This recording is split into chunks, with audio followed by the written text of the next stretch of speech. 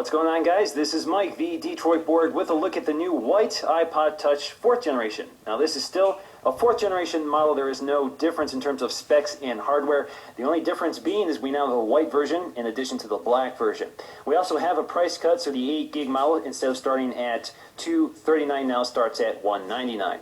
The 32 gig model is still $299, and the 64 gig is $399. Now, of course, all new iPod Touches now ship with iOS 5, so we have some of the unique iOS 5 apps loaded onto this label here. So we have iMessage, Newsstand, we have music instead of iPod, and we have reminders. I have to say, one of my favorite things about the iPod Touch is its very slick packaging. It's this nice crystal case, very nice quality, so you can see the iPod Touch just sort of floating there in the case. Very nice. So we have iPod Touch on the side.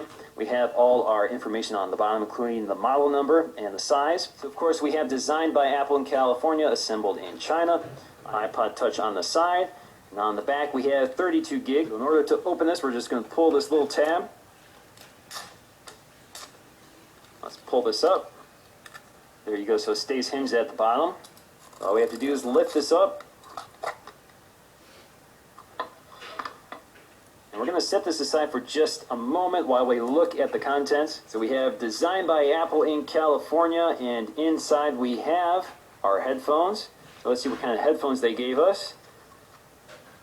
So it looks like these are the standard earbuds. There is no remote control or microphone on these. We have fingertips, which is just a quick user manual on how to use the multi-touch features of the iPod Touch. We have some user use and license agreements, and we have some very tiny Apple stickers.